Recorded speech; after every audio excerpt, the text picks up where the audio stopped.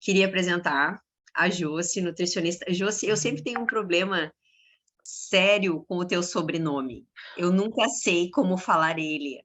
Eu emendo o teu nome com o sobrenome. Por favor, Da diga forma teu mais simples, catafesta. É mais simples do Cata que você Festa. imagina. É isso mesmo. Porque aí eu Isso leio o teu mesmo. nome no Instagram, Josi Cata Festa. Aí eu disse assim, meu Deus, mas tá errado. Eu tô falando alguma coisa errada. É tão simples que a gente acha que está errado. Verdade. Bom, gente, a Josi aceitou o nosso convite para vir falar hoje um pouco sobre nutrição e fertilidade. Ela é uma fera sobre o assunto. As tentantes e gestantes que querem engravidar, que querem uma nutrição pró-fertilidade, procuram a Josi sempre com muito sucesso. Ela consegue diagnosticar muito bem sobre isso, né? E então eu gostaria de te passar e passar a palavra para te falar um pouquinho de ti, Josi, enquanto o pessoal entra e pode começar a aula, tá bom? Isso aí, então. Vou me apresentar e aí depois eu compartilho a tela. Então, sou nutricionista formada já há uns bons 18 anos e, como toda nutricionista, a gente meio que transita um pouquinho dentro da área, né? Mas eu posso dizer que eu me encontrei mesmo faz uns... Quando eu entrei na nutrição funcional e depois mais ainda quando comecei a atender gestante e há uns 10 anos aí sim na nutrição e fertilidade. Comecei a atuar nessa área por causa própria, vocês já devem saber, né? Eu tive uma infertilidade secundária, segundo filho, e aí eu descobri um mundo muito lindo, né? Um mundo onde eu como boa nutricionista, sempre acho que a nutrição pode nos ajudar de alguma forma. Então, eu fui atrás desse conhecimento e, graças a Deus, a gente consegue aí encontrar muito artigo científico, muito estudo e ver isso na prática, no dia a dia, no consultório, né? De quanto a nutrição pode nos ajudar e trazer uma esperança aí, principalmente para esses casais, né? Que uma coisa que me deixa triste aí, né, Grazi, que é cada vez mais a gente vai ter o número de casais inférteis tende a aumentar muito. Então, acho que mais do que nunca a nutrição e o estilo de vida tem que ser algo a ser olhado para ontem. Então, vou compartilhar aqui minha tela. Graça, eu não consigo ver as perguntas, mas aí no final a gente conversa Tá. sobre, né? As perguntas, assim, ficam comigo até as 9 horas, mas a Vitória vai estar aqui administrando essas perguntas e ela vai te interromper e vai te passar essas Perfeito. perguntas, então deixa mais para o final, tá bom? Tá ok. Perfeito. Então, vamos lá. Uma pena eu não ver a carinha de todo mundo, mas vamos lá. Então, essa imagem eu gosto muito de trazer ela para abertura, porque a gente perceber a gestação ou a fertilidade como algo a ser investido, né, é o primeiro passo. Então, já me apresentei um pouquinho, mas só para ter a... Ai, quanta gente... Agora eu estou conseguindo ver as pessoas aqui. Olha aí, Ju! Coisa boa. Currículo, né, faz parte, mas eu acho que a prática da gente traz mais. Ui. Como é que eu consigo colocar isso para baixo? Peraí, gente, estou me achando aqui, tá? Peraí. Aí. Gosto muito de iniciar a palestra trazendo essa frase de Roger Williams, tá? Ele fala que no dramático momento onde uma célula masculina microscópica, né, se encaminha para encontrar a célula ovo, que nada mais é do ócito, muito maior que ela, né, e liga-se a ela, um ser humano começa a existir e a nutrição tem início.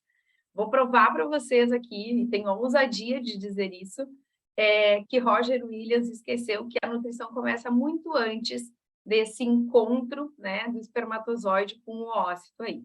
A gente consegue entender que ela está muito antes acontecendo.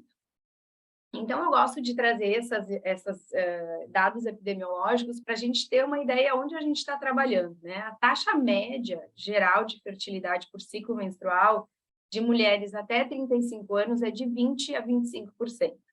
E as chances maiores nesse primeiro ano, então, são de 90%.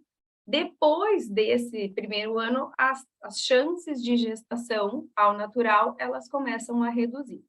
Então, é bem importante a gente ter clareza disso, porque o que a gente, como diz uma professora minha, né, que a gestação ela é algo extraordinário, é algo raro de se acontecer, né?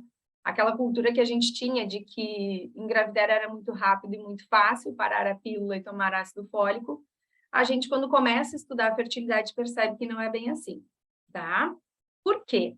Porque hoje em dia as mulheres, o nosso grupo, né, de mulheres está deixando para ter filho mais tarde, sem julgamento, sem motivo, né, sem querer entender os motivos, mas a gente precisa trazer a epidemiologia e a realidade, né? Então aquela chance média de gestar de 20 a 25% ao mês, ela acontece para mulheres a menores de 35 anos. Passou os 35 anos, se fala que a nossa reserva ovariana cai, reduz, e realmente é isso. Então, essa chance de gestar vai reduzindo conforme o passar dos anos, né? E hoje, qual é a maior faixa etária que eu atendo em consultório? Acima dos 39, 40 anos.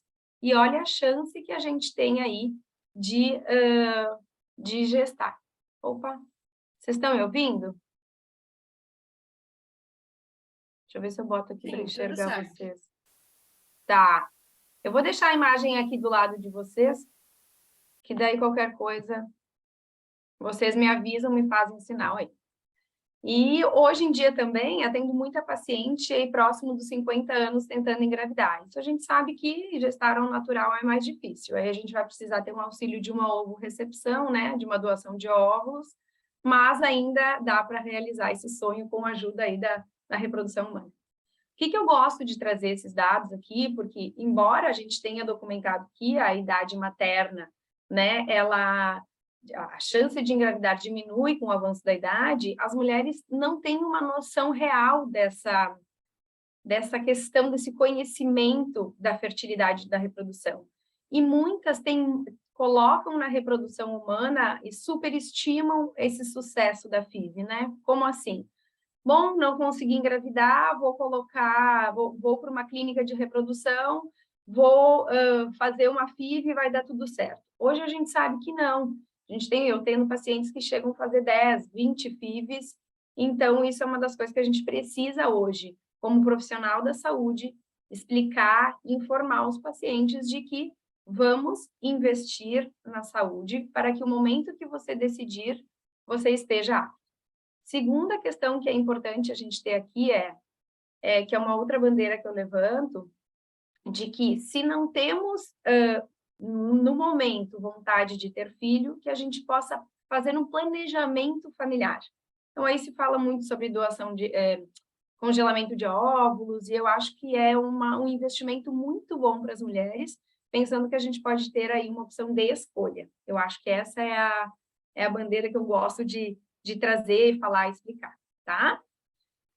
Então, quando a gente fala em infertilidade, né, o que seria um conceito? Esse artigo traz como uma definição clínica de infertilidade uma doença do sistema reprodutivo. Eu não gosto, mas eu quis trazer porque é um conceito que está em artigo científico, né, e a gente precisa trazer o que tem respaldo. Então, assim, ele traz como uma doença do sistema reprodutivo, pela falha em conseguir uma gestação ao natural, né, após 12 meses ou mais de relações sexuais desprotegidas, tá? Então, isso, claro, para mulheres até 35 anos. Passou dos 35 anos, 35, 36, 37, a gente começa a pensar em umas tentativas de 6 meses. Passou esse tempo, é importante que a gente passe para uma avaliação, tá? Então, nós aqui, como profissionais da saúde, é importante a gente orientar esse paciente, né? Ah, não, mas mês que vem vai dar, e muitas vezes esse tempo passa e a gente não consegue aí trabalhar em cima das informações que a gente tem. Pensando nisso, né? Pensando na questão idade, que isso é fisiológico, isso é normal, a gente tem que entender o que hoje no nosso estilo de vida pode afetar a fertilidade. Então, eu gosto muito desse slide que eu trago para vocês, que é uma forma da gente entender quais são os gatilhos que podem afetar a fertilidade, né, e de que forma, tá?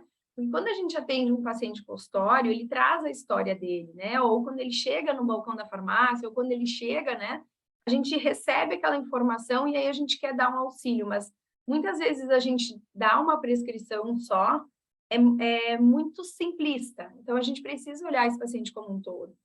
Então, o que é a primeira questão? Alterações corporais. Se esse paciente está acima do peso ou abaixo do peso. Os artigos, os estudos têm trazido que não é só mulheres com obesidade que têm dificuldade para engravidar, mas também mulheres com baixo peso, com índice de massa corporal abaixo de 19. E a gente hoje tem bastante gente com esse perfil também. A alimentação, né? Uma alimentação com muito fast food, uma alimentação inflamatória, bebida alcoólica, né? Com a pandemia, muita gente aumentou o consumo de bebida alcoólica, fumo, toxinas ambientais, disruptores.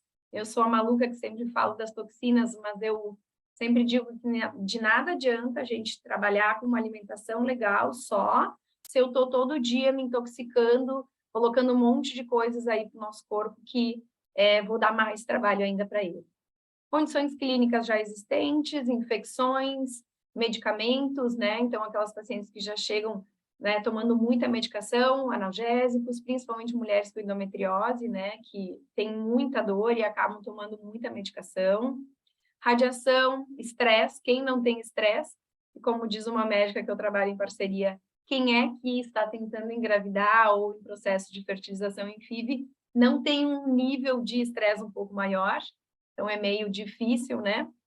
Desbiose, né? Aí a gente entra junto com a síndrome fúngica, né? Hoje em dia a gente recebe muita mulher, né, com alteração aí dessa desbiose vaginal, então com cândida, infecção urinária de repetição. Então, essa é uma das coisas que hoje em dia a gente tem visto que é uma das causas aí de inflamação, uma alteração aí em estresse oxidativo, e a gente tem, então, dano na função e alteração do DNA mitocondrial. Isso tanto no homem quanto na mulher. E aí a gente começa a ver na clínica o que chega para a gente. Baixa contagem espermática, né? Dano na morfologia, no DNA espermático, mais do que se imagina, né? A cultura, uma vez, era de que dificuldade para gestar era sempre questão da mulher. E hoje, eu recebo muitos casais onde a gente vai ver que, ok, a mulher pode ter pequenas alterações, mas quando a gente olha para o homem, ele também tem muitas alterações. Então, a gente precisa trabalhar, porque este embriãozinho, este futuro bebê, é 50% do homem e 50% da mulher. Então, a gente precisa trabalhar os dois. Então, mulher com baixa reserva ovariana, e aqui eu queria trazer a questão da baixa reserva ovariana, que não é só uma questão daquela mulher que é mais velha, mas sim, muito acontece com mulheres mais jovens, como aconteceu comigo. Com 29 anos, eu tinha uma baixa reserva ovariana. Então, existe isso pode acontecer. Então, a gente precisa estar atentos a isso.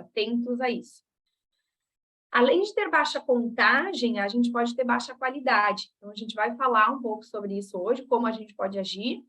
Baixas taxas de fertilização, então a gente tem aquela grande esperança numa fertilização in vitro, mas quando chega na hora, a resposta não é bem essa. E o que é que pode estar envolvido com isso? Né? Piores taxas e maiores taxas de perdas gestacionais. Se vocês pararem para lembrar, pensar, muitas de nós temos aí alguém que teve um aborto um aborto ou dois, né? Ou muitas gestações que chegam até 12, 13, 14 semanas, e aí não tem essa evolução. Então, vamos falar um pouquinho sobre isso tudo. E para mostrar para vocês um pouquinho a importância do estilo de vida, eu trouxe esse estudo que ele foram avaliados 5 fatores, tá? Onde se avaliou o índice de massa corporal acima de 35 ou menor de 19, a prática de atividade física, dieta com suplementação, consumo de cafeína, fumo, álcool e antidepressivos. Então, se mostrou que mulheres que tinham mais do que 3 fatores destes, ou seja, ou não praticava atividade física, ou uma alimentação errada, um consumo excessivo de cafeína, né? Elas tinham prejuízo na contagem de folículos, perdas gestacionais, né? Nessas gestações ao natural, também tinham falhas da implantação, porque muitas mulheres que têm alguns abortos de repetição acabam recorrendo à fertilização in vitro, mas não investigou qual foi a causa desse aborto. Então, precisa-se pensar muito no que foi a causa antes de ficar mudando o tipo de tratamento, né? Eu digo que não adianta a gente só apagar o incêndio, a gente tem que entender o que causou isso. Então, além de maiores falhas aí da implantação, uma antecipação da menopausa em 1 a 4 anos em mulheres fumantes. E aí entra a questão das toxinas como disruptores endócrinos, né? E o homem também, quando tinha mais, né, alguns desses itens feitos errados, ele tinha uma redução na quantidade, qualidade, morfologia aí dos espermatozoides. Então, mais do que nunca, né, o estilo de vida, ele está associado a perdas gestacionais e destacar aqui a importância dos cuidados no período pré-concepção e gestação, tá? Então, assim, não é simplesmente parar pílula e estamos prontos, né? É a questão de um preparo para gestar, tá? Bom, e o que fazer, né? O que a gente pode fazer para chegar nesse status de gestação, que é o tão desejado, né? Antes de falar do que a gente pode fazer, eu acho que nós, como médicos, enfermeiros, né? Também é um público que estuda muito fertilidade, nutricionistas e farmacêuticos, a gente não tem a real noção de um ciclo menstrual. Porque quando a gente entende o ciclo menstrual, fica muito mais fácil a gente ler artigos, entender a paciente, entender onde a gente pode agir, né? E eu gosto muito dessa imagem, porque ela traz aqui a questão tanto do ciclo do ócito, a temperatura corporal, os hormônios e também o nosso, né, endométrio, porque hoje também a gente tem muitas mulheres com alteração de endométrio. E por que isso tudo acontece, né? Então, vamos lá. O ciclo menstrual, a primeira fase é a folicular, onde a gente tem aí a descamação desse endométrio, e também começa, ao mesmo tempo, um crescimento desse folículo, né? Quando esse folículo cresce, a gente tem os hormônios, que tem a ação do LH e o FSH, com um pico ocorre a ovulação. Então, rompe este folículo, né? E a ovulação acontece. Este folículo, ele vai formar este corpo amarelo, que é o corpo lúteo, que vai ter uma boa produção de progesterona. Ah, essa progesterona é o hormônio que a gente fala que traz a manutenção da gestação, mas também é importante aí para a prevenção de TPM, né? Mulheres que têm muita TPM, a gente vai visualizar, tem uma progesterona muito baixa. Então, a gente precisa ter uma clareza deste ciclo, destes hormônios, para ter uma noção de como trabalhar, né? O próprio estrogênio, ele tem um pico maior aqui antes da ovulação, porque também ele vai nos auxiliar depois a engrossar, a trazer essa espessura desse endométrio para trazer uma boa implantação, tá? Então, isso fica uma palhinha, mas obviamente fui simplista. E aí, as pacientes me perguntam, né? Bom, quanto tempo antes eu preciso me preparar para engravidar? Ou quanto tempo eu preciso para poder fazer uma fertilização? E eu sempre falo que o óvulo que a gente está ovulando neste ciclo, ele foi recrutado há 1 ano atrás. Mas ele entra num processo de amadurecimento 3 a 4 meses antes. Então, a gente precisa, pelo menos, trabalhar nutricionalmente 3 a 4 meses antes da ovulação, tá? Então, a gente precisa pensar neste tempo para conseguir ter uma resposta melhor nutricional. Então, não adianta a gente querer usar um suplemento por 1 mês e achar que isso vai fazer toda a diferença do mundo. Mas vamos lá, eu sempre falo que usar isso, fazer 1 mês, é melhor do que nada, tá? Então, temos que pensar que tudo o que eu puder fazer vai me ajudar, mas a melhor resposta seria 3 a 4 meses antes desse processo da ovulação. Aqui eu trouxe um artigo para mostrar para vocês o quanto o estilo de vida, né, e a questão dos antioxidantes naturais podem trazer uma boa resposta para a fertilidade, tá? Mostra aqui nesse estudo também, bem interessante, aquilo que eu trouxe para vocês lá no início no slide, que o estresse oxidativo como uma das causas de infertilidade, né? E aí o uso de antioxidantes naturais tem um efeito promissor. E uma das coisas que eu sempre falo, que a prescrição nutricional, o suplemento, ele vai funcionar como uma cereja do bolo, porque não existe suplemento que vá ajustar toda a cacaca que a gente faz na dieta ou no estilo de vida da gente. ele pode minimizar algumas coisas, mas ele não vai dar o upgrade que a gente quer, tá? Então, eu trouxe esse artigo para vocês e se informarem um pouco mais sobre a questão do estilo de vida como base, tá? Vamos começar pelo sono, né? Porque a gente sabe que hoje, com a questão das redes sociais, as telas, né? A pandemia trouxe isso também, a gente teve muita alteração do ciclo circadiano, né? E a gente sabe que a melatonina, esse aqui é uma imagem de um ovário, opa, de um ovário, né? Onde a gente tem ali muitos receptores, todas as letras M são receptores de melatonina. Então, aonde a gente tem a melatonina, ela tem função como melhorar a relação de FSH e LH, reduzir a questão de produção de radicais livres, trabalha muito, olha aqui, na questão do controle da apoptose, então aquelas mulheres que não têm uma boa ovulação por terem folículos atrésicos, né? Então ela controla, né, a questão do LH, tem a questão toda do crescimento das células teca e da glomerulosa. E aí a gente pensa nisso, aquelas mulheres que vão dormir à meia-noite, 1h da manhã. Eu falo que o primeiro tema de casa de todas as pacientes que consultam comigo é 10 horas da noite tem que estar na cama, tá? Porque a gente vamos falar sobre a suplementação, mas o ciclo circadiano, a boa regulação da melatonina ao estímulo natural é importante, tá?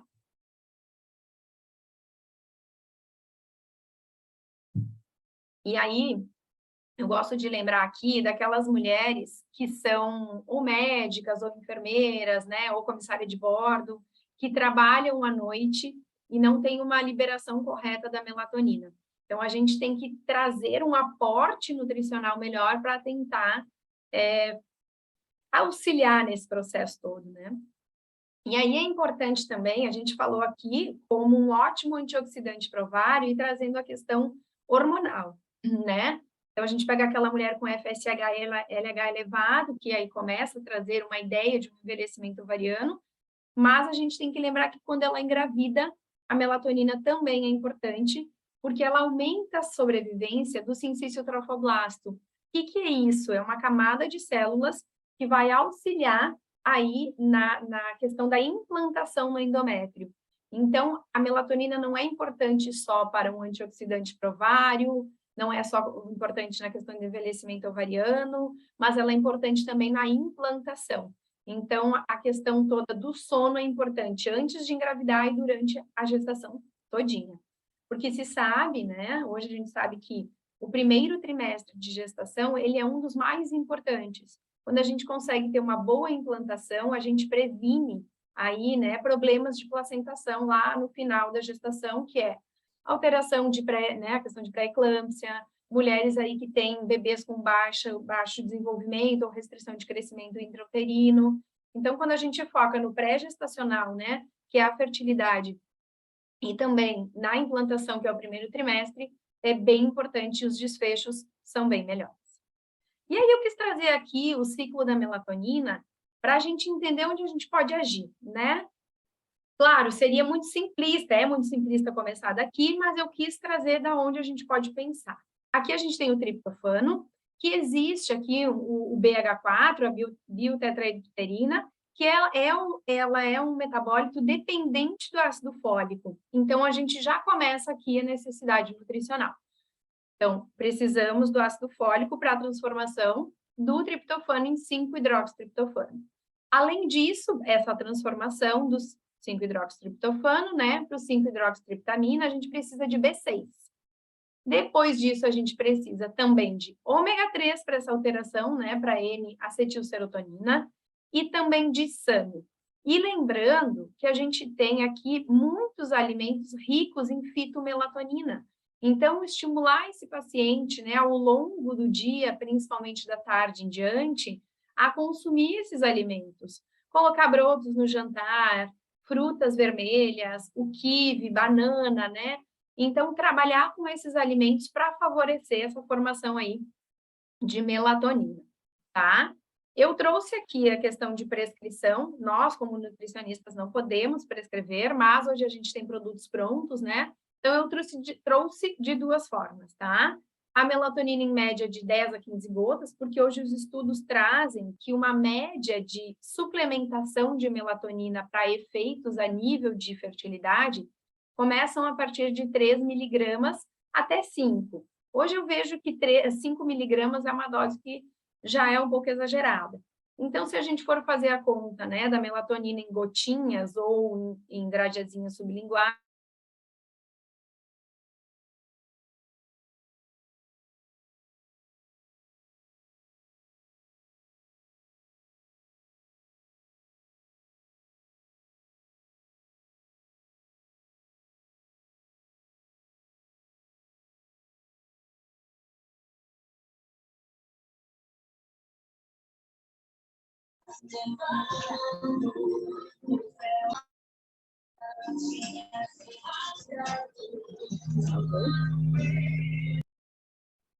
Eu acho que a Josi caiu, mas acho que ela já está entrando.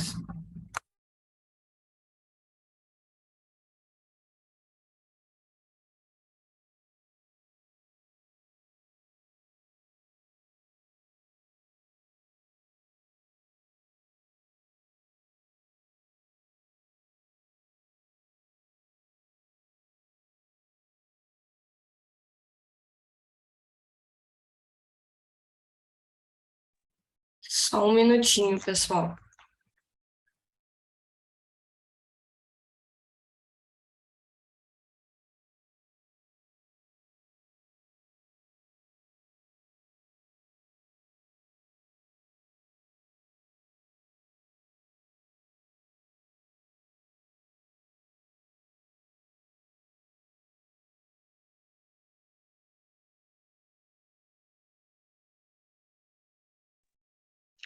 Gente, professora Josi caiu, mas já está entrando novamente, tá? Segurem um minutinho que a gente já está colocando ela novamente aqui na aula, tá bom? Tô dando uma olhadinha aqui no chat. Pergunta da Thaís, né, sobre metilfolato. Peraí que ela já vai responder isso para vocês. Só um minuto. o tempo quis me derrubar, mas eu voltei. Oi, estão me ouvindo? Sim. Tá. Perdão aí, internet caiu. Vamos lá. Eu não sei até onde vocês me ouviram, mas eu vou falar sobre o slide novamente aqui da melatonina, tá bem? Josi, antes Oi? tem uma pergunta ali no chat, que é da Thaís. Aí ela falou que hoje se fala muito do metilfolato.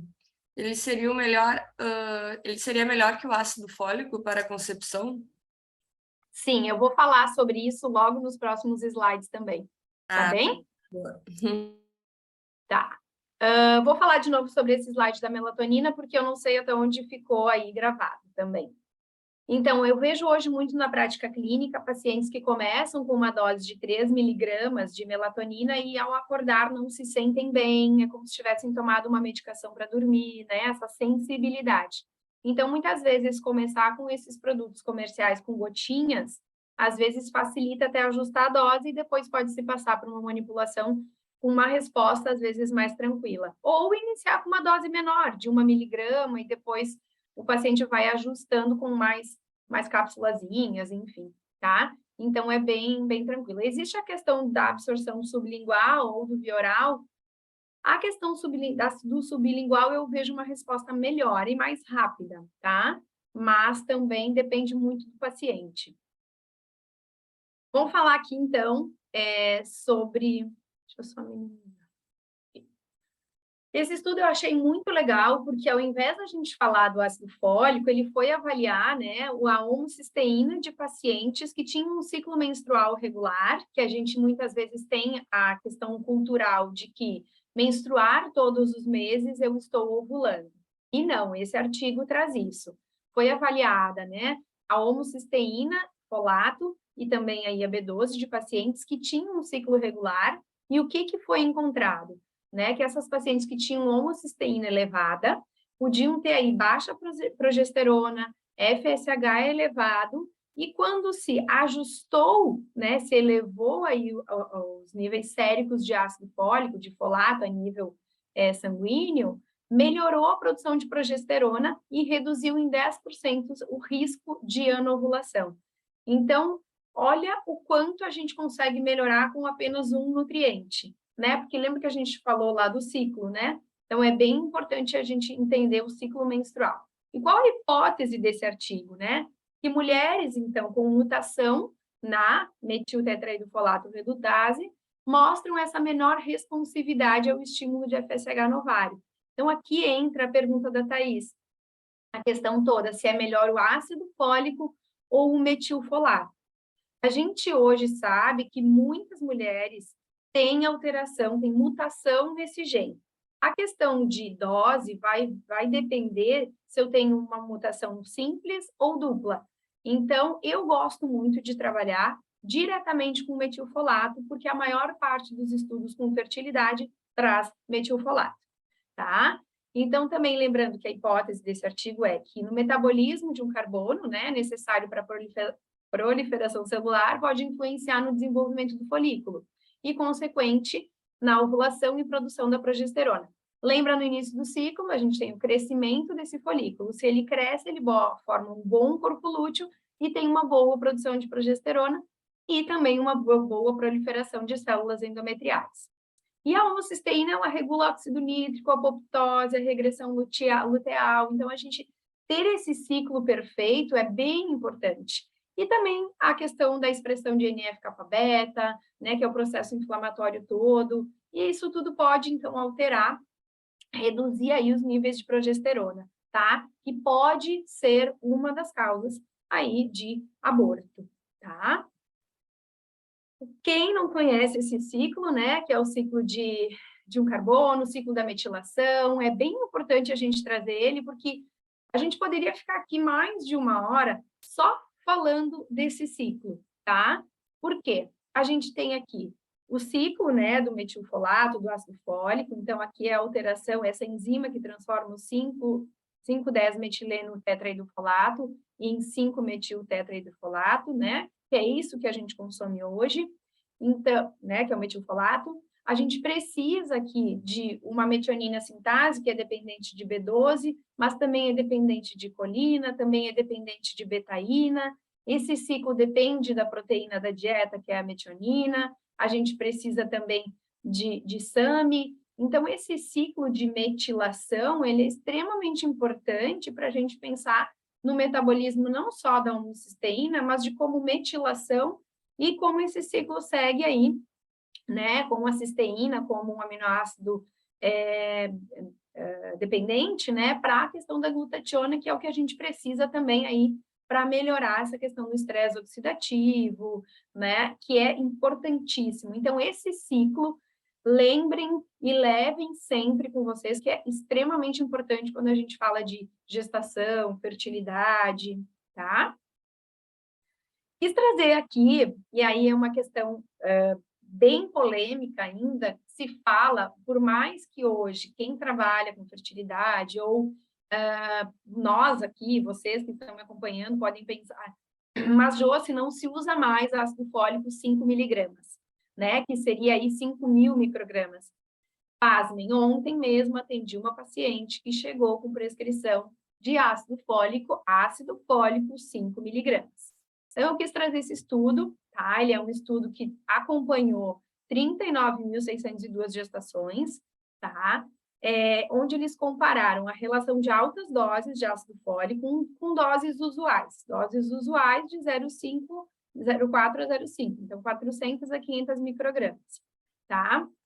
E se mostrou que altas doses de ácido fólico, né, aumentou aí o uso de medicamentos para asma e corticoides, né, durante a gestação aí dessas gestantes. E também a gente tem estudos mostrando, deixa eu ver se é o próximo. Não. Tem estudos mostrando, eu acabei esquecendo de colocar esse estudo, mas falando sobre o uso excessivo de ácido fólico em mulheres que têm essa alteração, né, da mutação, com chance de aumento de autismo, né, aumento do risco de autismo. Então, será que realmente a gente precisa de altas doses de ácido fólico? Ou será que mesmo altas doses de metilfolato? Então, é importante a gente sempre ter um controle dessas pacientes a nível sanguíneo, né? Que a melhor forma aí de avaliar não é só o ácido fólico sérico, mas sim o ácido fólico eritrocitário. Gosto desse estudo para a gente novamente pensar como um todo. A adequação do ácido fólico da mãe pode prevenir, né, evitar aí 50% ou mais de defeitos do tubo neural. Mas esse artigo acompanhou mulheres que tiveram filhos com problemas de defeito de tubo neural e foram avaliar o que podia estar relacionado. Então, avaliaram que essas mulheres, 25% dessas mães, tinham o folato adequado, mas tinham aí deficiência de colina, né? Então, a ingestão de colina, ela é importante para reduzir o risco. E se a gente voltar aqui nesse ciclo, olha o quão importante ele é, né? A colina, a betaína, nesse ciclo todo. Então, realmente, novamente, de novo, não dá para ser simplista em simplesmente passar ácido fólico ou metilfolato. A gente tem que pensar como um todo. E aí, a ingestão de colina, ela não é só importante para a parte da questão de defeitos do tubo neural, mas também ela é importante para o desenvolvimento do feto, como defeitos de nascimento, desenvolvimento do cérebro, como para o fígado e para a própria função placentária. Quis trazer o ovo, né, porque a gente pensa no ovo, na gema do ovo, como uma das melhores fontes. Então, hoje a gente consegue aí ter um aporte através da gema do ovo. Obviamente que isso pré-gestacional é o suficiente, mas na gestação se fala de doses de 500, tá, a 1.000 miligramas de colina. Então, muitas vezes a gente precisa avaliar primeiro a dieta, ver como é que está a ingesta desse paciente, para depois a gente pensar em suplementar. Trouxe aqui uma prescrição muito comum da minha prática clínica. Eu vou trazendo os artigos e vou trazendo a prescrição para vocês. Então, qualquer pergunta, vocês me façam. Essa é uma prescrição muito comum da minha prática, tá? Então, complexo B, então aqui a gente tem B1, B2, né, B3, a biotina, metilfolato aqui eu coloquei, lembrando que aqui é 2 vezes ao dia, então a dose dobrada, tá? De 200, então fica 400 microgramas, B6 também, importante, e a fosfatidilcolina eu sempre gosto de lembrar de verificar a ingesta primeiro, tá? Outra opção que a gente tem, que é muito comum os médicos prescreverem, é o metilfolato, a B12, né, o ácido fólico B12, e a B6 com uso sublingual, tá? Então, também dá para a gente fazer esses nutrientes com absorção para absorção sublingual e colocar os outros na via oral, né, na questão de cápsulas. Também tem que lembrar, eu sempre brinco com os pacientes, a questão do horário, né? Ai, mas qual é o melhor horário para isso e para aquilo? Tem a questão da absorção, que é extremamente importante, mas a gente precisa pensar na realidade do paciente. A realidade de muitos pacientes tomam café da manhã em casa e jantam em casa. Então, levar suplementos para o trabalho fica mais difícil. Então, eu gosto muitas vezes de botar almoço e jantar, eu prefiro, mas a gente pode colocar, então, café da manhã e jantar. Sempre brinco que o melhor suplemento é o tomado, né? Vamos falar da vitamina D, que é extremamente importante. Hoje em dia a gente vê muita deficiência de vitamina D. Eu brinco que a pandemia veio para que as pessoas tomassem mais suplementos ou se cuidassem mais, mas mesmo com isso as pessoas têm muita deficiência de vitamina D, né? Eu tô aqui em Floripa desde domingo sem sol, então aí já são 3, 4 dias que a gente não se expõe à luz solar e a absorção aí muda bastante, né? A questão da exposição. Então, esse artigo trouxe um menor nível de vitamina D nos abortos precoces, tá? O que ele chama de baixos níveis? Abaixo de 30 microgramas por litro a nível sanguíneo. E, nossa, ontem mesmo eu atendi 4 pacientes com nível de 20, 22, né? Então, assim, lembrem que a vitamina D, depois eu passo. Ela é importante não só para o crescimento do folículo, mas ela é importante também para a própria produção da progesterona, tá? Então, aqui tem uma outra meta-análise, né, que traz a questão do risco, né, de aborto espontâneo no primeiro trimestre, quando os níveis são menores do que 20. Então, os níveis, a nível de estudos, eles variam bastante, tá? O que eles consideram baixo nível de vitamina D no sangue. Então, a gente precisa ficar atento quando for ler um artigo. Mas, em média, sempre os artigos falam de 20 a 30. Isso é muito comum a gente pegar em consultório, tá? E aí, quando a gente fala da vitamina D, a gente falou do crescimento do folículo, ou seja, eu posso ter uma alteração ali da minha maturação desse folículo, ele não crescer, tá? Mas ela também é importante como um cofator dessa enzima que transforma a pregnenolona em progesterona. E hoje, se a gente for pensar e a gente recebe em consultório o paciente com muita deficiência de progesterona. Então, será que ajustar a vitamina D não é um dos caminhos? Obviamente, não é o único, mas a gente precisa pensar como um todo. Voltando lá para o meu primeiro slide, né? Um dos slides lá, onde a gente precisa olhar o paciente como um todo e ver o estilo de vida. E vitamina D é importante. Lembrando que a vitamina D também não é só a questão do quanto a gente ingere, mas do quanto o nosso organismo consome, né? Em momentos de processos virais, ela também é mais demandada. Então, daqui a pouco a gente tem que acompanhar esse paciente com exames mais frequentes para que a gente consiga chegar num valor ali sanguíneo bom, tá? Fazendo um resuminho para vocês terem uma ideia aqui da importância da vitamina D, né? Ela é transmitida ao feto, tá? Então, a gente também tem que ter cuidado aí com o excesso, né, de vitamina D, tanto na gestação. O nível de vitamina D no plasma, ou seja, sanguíneo, ele também tem alta relação com o fluido folicular. E foi isso que eu conversei com vocês sobre o crescimento desse folículo. Os bons níveis de vitamina D do fluido folicular aumentam a chance de fertilização in vitro. E é isso que eu quero trazer para vocês também, essas mulheres que vão trabalhar em FIV ou estão trabalhando ou estão utilizando indutores de ovulação, não tem resposta, não tem um bom crescimento de folículo, não é porque falta o hormônio, é porque falta nutriente. Eu canso de ver isso em consultório.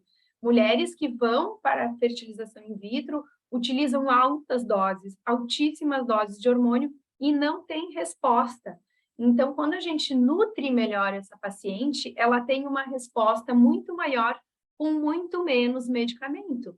Isso é fantástico e a gente consegue ver isso na prática clínica, tá? Josi, eu vou te interromper porque a gente tem umas perguntas aqui, eu acho que não foram respondidas. Tu respondeu alguma ou não? Não, eu nem olhei, tá? Eu estou esperando vocês então me vamos passarem. lá. Aqui, ó. A Michele perguntou quanto tempo antes da gestação para começar a tomar o metilfolato e usar por quanto tempo a dosagem? A de uma dose média de 400 microgramas, o ideal é iniciar 3 meses antes da gestação e a gente vai usar durante toda a gestação, tá? Não é o uso até engravidar e até a 12ª, 13ª semana. Nesse nível, né, nessa dosagem, a gente raramente tem excesso de ácido fólico no sangue, mas muitas vezes deficiência. Então, a gente precisa fazer exame de ácido fólico eritrocitário para ver se não tem aí uma necessidade maior, tá? Muitas vezes paciente... Pode falar, pode falar. Muitas vezes paciente que vem para a gente já com diagnóstico de infertilidade, a dose pode ser maior, a gente pode chegar até 800 microgramas com tranquilidade de metilfolato. Ok. A melatonina ainda contém restrição de prescrição farmacêutica acima de 0,3 miligramas? 0,3? Tu que me ajuda aí, Grace. Então, na verdade... Olha, eu acredito que não. Na verdade, não existe mais essa restrição, tá? Pode ser utilizado. Algumas farmácias, por que eu estou te pedindo ajuda, Grace? Porque algumas farmácias, eu atendo paciente do Brasil inteiro, tá? Algumas farmácias não recebem prescrição nutricional. Eu já tive farmácias que me ligaram dizendo que não podia prescrever. Como também já recebi farmácias que não queriam fazer a manipulação de vitamina D de 4.000. Só de 2. Mas está na lei, pode ser, pode manipular. Pode. Isso, então, assim, passei toda a legislação para a farmácia, passei toda a explicação, mas a gente precisa, às vezes, né? Às vezes acontece isso, tá? Então, a gente tem esse cuidado. Sim, quem perguntou aqui se vão receber a aula, depois a gente vai estar disponibilizando, sim. Ó, Michele, estou com uma paciente que está querendo engravidar e já está com ferritina no pé, ou seja, mesmo o ferro estando dentro da faixa, mas a ferritina baixa, já posso suplementar ferro? Sim, sim. Na verdade, quais são os valores pré-gestacionais de ferritina, tá? Pelo menos em 100. Porque a gente sabe que o ferro é extremamente importante para metabolismo também de vitamina D. A gente precisa do ferro para a parte toda ali da questão do controle tireoidiano. E a necessidade vai ser muito grande durante a gestação, principalmente no terceiro trimestre. Então, tem que estar maior, até porque para a gente conseguir ajustar ferro de gestante, eu digo que a gente sempre fica devendo. Difícil. Claro. Aqui, já vi estudos com baixa vitamina D e maiores chances de parto prematuro. Procede? Sim, uhum. A gente tem aqui, né, deficiência materna, bebês pequenos para idade gestacional e risco de parto prematuro. Relacionam o uso excessivo de ácido fólico com autismo. Teria alguma informação sobre isso? Sim, sim, tem até foi o tema de uma das palestras, né, num congresso que a gente assistiu em maio. Sim, tem artigos, tá? Mas aí seria o excesso de ácido fólico, não de metilfolato. Mas também relacionaram nesse artigo, nesse estudo, depois eu peguei o artigo, a questão de deficiência de outros nutrientes, tá? Deficiência de colina, deficiência de DHA, e trabalhando com esses outros nutrientes, pode-se reduzir o risco, mas também lembrando que foi relacionado o uso de glifosato, né, que aí são agrotóxicos, então é bem interessante a gente pensar como um todo. Eu gosto muito de falar isso, né, Grazi, porque senão a gente pensa, não, eu vou dar só metilfolato e deu. Não, eu vou trabalhar só com a vitamina D e deu. Não, a gente tem que olhar esse paciente como um todo. E mais do que nunca, não tratar só a infertilidade, tratar o paciente. Claro. Existe algum risco na suplementação do ferro endovenoso, nos casos onde o ferro oral não está sendo suficiente para a gestante? Algumas pacientes mostram alergia, tá? Alergia de pele, coceira. Mas isso é muito difícil, assim, é bem raro. É comum na minha prática clínica as minhas pacientes terem que fazer ferro endovenoso. Aí a gente pode usar Noripurum, ferro inject, nutricionista não pode prescrever, né? Mas a gente tem aí os médicos para parcerias para a gente trabalhar. Então, o ferro inject é a melhor forma, que a gente faz uma prescrição só, e o Noripurum pode se fazer de 2 a 3, dependendo da deficiência do paciente, tá? Deixa eu fazer uma parte aqui sobre isso, que é importante a gente lembrar que qual é a melhor forma de se avaliar ferro, né? E anemia não é a hemoglobina. Eu cansei, tá? Quinta-feira da semana passada, eu peguei uma paciente com hemoglobina linda, de 13,5 e ferritina em 11. Então, a gente precisa olhar ferro, ferritina, índice de saturação da transferrina, hemoglobina, para ter uma ideia desse paciente. Tá? Perfeito, Jô, você pode continuar, depois eu te interrompo aí de novo. Tem problema. Deixa eu botar vocês para cima aqui, então, senão eu não enxergo o slide. Vamos lá. Aqui é um outro estudo, né, da questão da deficiência da vitamina D. Então, olha só, lembra que eu falei para vocês que os estudos, eles trazem vários pontos de corte da vitamina D a nível de sangue, tá? Esse estudo eu quis trazer porque ele traz um nível de vitamina D abaixo de 50, podem gerar mais meninos com asma. Aqui, gente, não é que ter deficiência de vitamina D vai ter menino ou menina, tá? Não é a questão do sexo, mas sim que os meninos, né, eram os bebês, gestados, quando a mãe tinha uma deficiência de vitamina D, ou vitamina D abaixo de 50, esses meninos na idade, lá próximo aos 6 anos, têm mais chance de ter asma, tá? Então, isso é bem importante, a vitamina D no processo de maturação aí de sistema imunológico.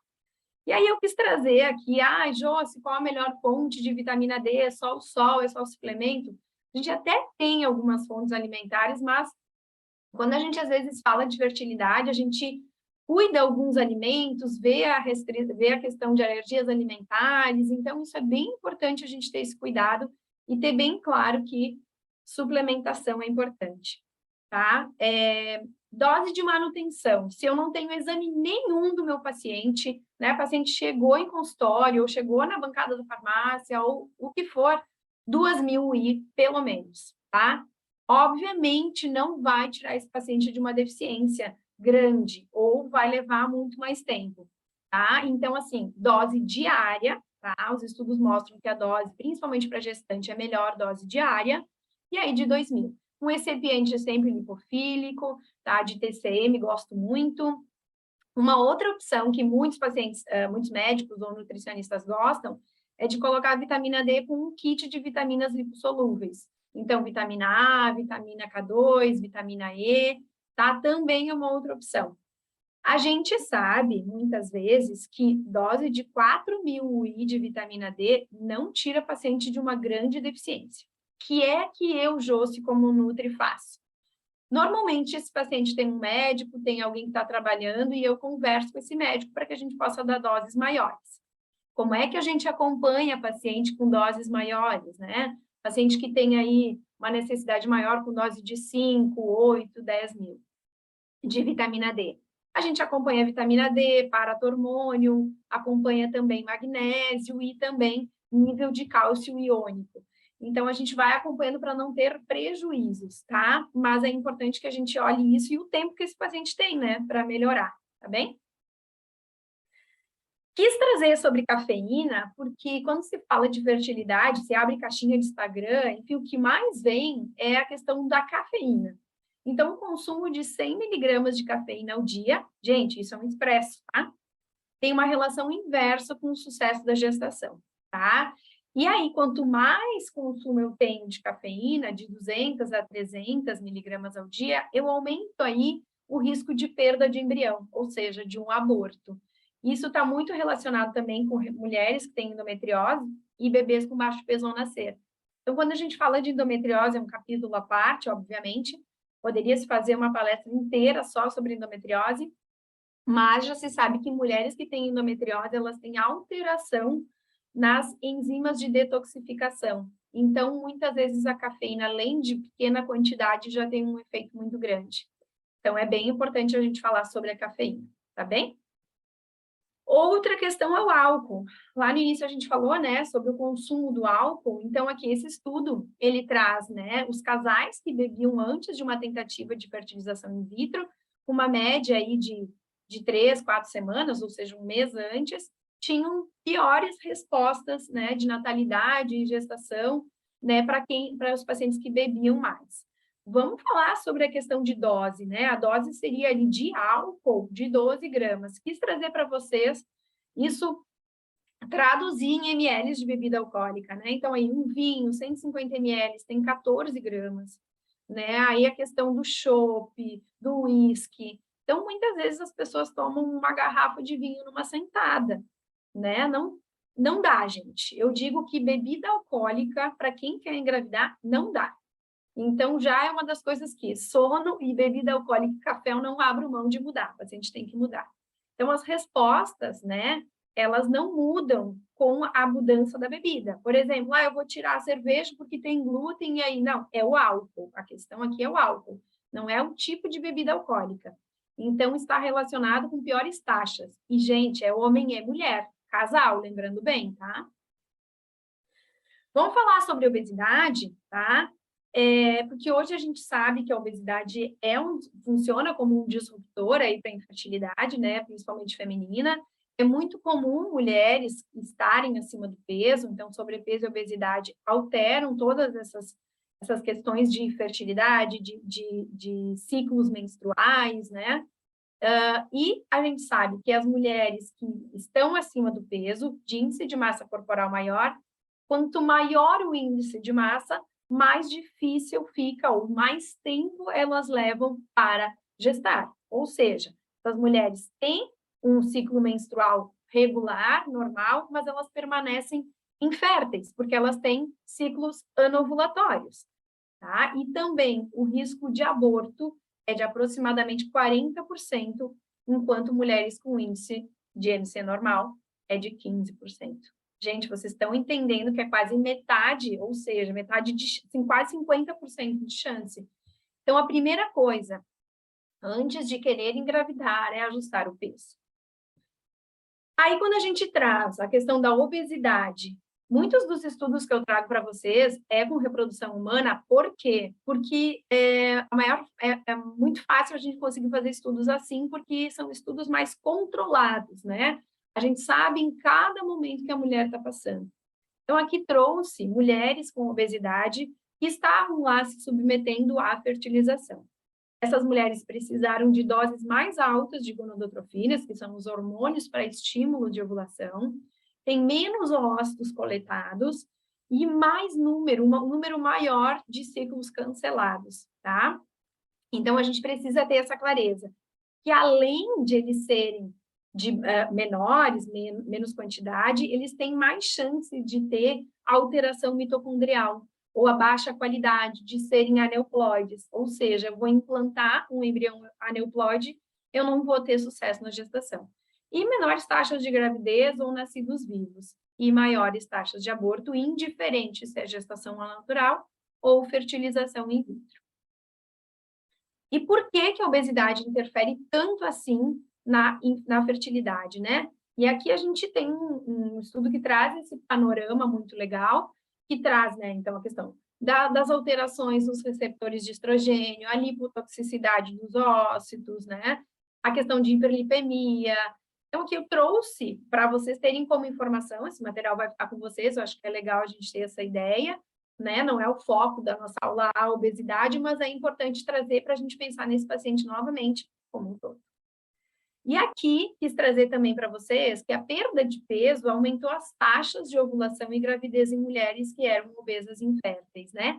Então, essas mulheres que tinham ciclos menstruais normais, mas não tinham uma ovulação, ao reduzir o peso, elas conseguiram ter aí uma resposta melhor, tá? Então, a gente tem uma resposta aí boa. Gosto muito de quando se fala de fertilidade, se falar de mitocôndria, que, na verdade, é o que os últimos estudos mais trazem, tá? Por quê? Porque é na mitocôndria onde quase tudo acontece, né? É na mitocôndria onde a gente tem a síntese, né, dos hormônios esteroides, onde a gente tem a produção de energia, né? E também lembrando que no corpo feminino, principalmente, os óvulos são onde a gente mais tem mitocôndrias, então onde a gente mais precisa trabalhar aí. E aí, trazendo que a questão, né, onde a gente tem mitocôndrias? No corpo todo, né? Tem aí nas glândulas adrenais, na parte da questão de alterações genéticas, isso é bem importante, a gente sabe que alterações mitocondriais podem trazer defeitos genéticos, né? Também ter alterações nas gônadas, tanto femininas quanto masculinas, a questão de alterações tireoidianas, defeitos genéticos. Então, o quanto hoje tem se falado e estudado sobre mitocôndria, sobre disfunção mitocondrial, né? E a gente acaba detonando elas. Esse estudo eu gosto muito, tá? Se eu pudesse sugerir para vocês um artigo de leitura de tudo que eu trouxe para vocês, é aquele primeiro sobre estilo de vida e esse estudo, tá? Ele é um estudo sobre envelhecimento ovariano, mas ele fala muito sobre todos os momentos onde a gente utiliza ou é necessário uma boa função mitocondrial. Então, desde a ovulação, desde a fertilização, desde o desenvolvimento inicial desse embrião, a implantação e a embriogênese, né? E se sabe que mulheres que têm, então, a função, né, da mitocôndria, energia, tudo isso, estresse oxidativo, controle de apoptose, né? Mulheres que têm um envelhecimento ovariano têm uma menor quantidade de mitocôndrias, eu posso ter um acúmulo de mutações nesse DNA, e aí a gente tem uma diminuição na produção de energia, uma alteração de uma formação fetal. Então, por exemplo, mulheres mais velhas, né, que têm uma tendência muito grande a ter envelhecimento ovariano, que é natural, têm uma chance maior de ter aí mutações genéticas nesses embriões. O que é que a gente pode fazer? Trabalhar mitocôndria. Aí eu vou conseguir ter uma boa melhora na qualidade desses óvulos. Não vamos aumentar número, né? Não tem como, mas eu consigo melhorar, sim, a qualidade desses óvulos, né? Eu sempre falo que a gente precisa de um óvulo, de um embrião para ter um bebê. Então, a gente pode, sim, e deve melhorar mitocôndria, tá? E aí eu gosto de trazer o foco aqui, a gente mais, quando fala de fertilidade da mulher, mas o homem também tem muitas mitocôndrias a nível de espermatozoide, né? Pensando que a mitocôndria é importante para a produção de energia, o homem precisa de energia para esse espermatozoide, para esse flagelo andar, ou seja, para ter uma motilidade, né, progressiva, para que ele ande da vagina em direção às tubas, para ocorrer essa fertilização. Então, se ele tem uma disfunção mitocondrial, ou se a gente pega um espermograma e tem baixa motilidade, eu preciso trabalhar muito mitocôndria. E lembrando que muitas vezes, gente, o que a gente mais pega é a alteração, mais recebe em consultório, é paciente com alteração na morfologia, tá? Então, ou seja, alteração aqui da cabeça, ou tem 2 flagelos, né? Ou então, não tem cabeça, ou não tem flagelo. Então, alteração na morfologia. O que eu acabei de falar? Mitocôndria. Mitocôndria é importante para melhora da qualidade. E só uma curiosidade aqui. Josi, quanto tempo antes o homem também tem que se preparar? 3 meses, tá? Por quê? Porque o homem produz espermatozoide todos os dias. Mas esse espermatozoide precisa de um período de amadurecimento. E ele acontece na bolsa escrotal, no fluido seminal. E esse fluido precisa de muito nutriente antioxidante. Então, o homem também precisa ser trabalhado. E aí, aqui eu trouxe um estudo falando sobre a fertilidade masculina, né? O que pode trazer esse equilíbrio, né? Então, a gente tem que pensar nesse homem, uma boa avaliação de varicocele, nutrientes, né? Se tem aqui nesse espermograma leucócito, se esse homem fuma, se ele bebe, né? Alguns exercícios em excesso trazem um aumento de estresse oxidativo no homem, elevadas temperaturas. Eu sempre falo, por que o saco escrotal está do lado de fora? Né? Porque ele tem que ter uma temperatura menor, então não pode usar muitas calças apertadas, todo esse processo que precisa também ser trabalhado, tá? E aí toda a prescrição nutricional masculina também tem que ser feita, tá bem? E aqui trazendo, né, o que acontece aí dentro dessa mitocôndria para a gente pensar em prescrição, em nutrição, em nutriente, a gente tem todo o ciclo, né, do ácido cítrico, tem a cadeia respiratória transportadora de elétrons, então a gente precisa pensar nessa produção de energia, e aí a gente precisa de vitamina B1, de ácido pantotênico, B2, né, NAD, FAD e coenzima Q10. Aqui um parênteses, né, bem grandão. Não é só a coenzima Q10 que é necessário para a função mitocondrial, né? Então, aquela questão, nossa, fertilidade coenzima Q10 não trabalha sozinho, ninguém trabalha sozinho. Então, coenzima Q10 é necessária, mas precisa de outros cofatores. E aí, eu trouxe esse slide para vocês pensarem um pouco mais junto comigo, né? Então, olha só, eu preciso nessa cadeia transportadora de elétrons da coenzima Q10, eu preciso de vitamina E, eu preciso de outros cofatores, tá? Eu preciso muito de complexo B, de selênio, de manganês, de N-acetilcisteína, eu preciso de ácido lipóico, tá? Também, quem me perguntou sobre o ferro, quando é aquela paciente que tem muita deficiência de ferro, ou assim, chega para a gente e diz, eu sempre tive anemia a minha vida inteira. Gente, não é simplesmente dar ferro, eu preciso para a síntese do M, eu preciso de complexo B, ácido lipóico, zinco, cobre, eu preciso de outros nutrientes. Então, eu falo que o nosso trabalho é mais ou menos de pegar as pecinhas e tentar montar o quebra-cabeça e ver o que está faltando. Então, tentar encontrar naquele paciente o que ninguém nunca viu, né? E isso é muito legal, porque a gente consegue trazer melhora que o paciente nunca teve. Bem legal. E aqui um panorama falando da fertilidade feminina, tá? Vitamina E, D, que a gente falou, vitamina E, a gente precisa de selênio, glutationa, aqui um parênteses também, eu não prescrevo glutationa diretamente, eu coloco os componentes que trabalham a glutationa, tá? Que vão formar ela, como N-acetilcisteína, glicina, glutamina, tá? Cisteína é extremamente importante para mulheres que têm ovário policístico, traz uma boa resposta. Falando em status antioxidante, né? Então, ali alimentação, a dieta, minerais, tá? Então, trabalhar toda essa parte. E a prescrição, na verdade, aqui é uma ideia, tá? Do que eu passo, mais ou menos, para paciente, para vocês terem aí. Então, complexo B, que a gente falou, lembra, gente, isso são sugestões de dose. Lembrando que cada paciente é um e a gente tem que avaliar. O ideal sempre é juntar sinais e sintomas, o que o paciente ingere no dia a dia e exames, tá? Isso seria o ideal. Então, complexo B. PQQ, ele trabalha muito bem mitocôndria também, carnitina, N-acetilcisteína, resveratrol.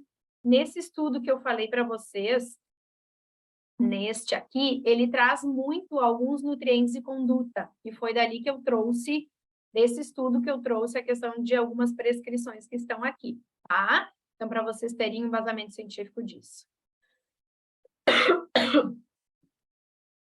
A coenzima Q10, as doses, elas vão de 50 a 600 miligramas, tá?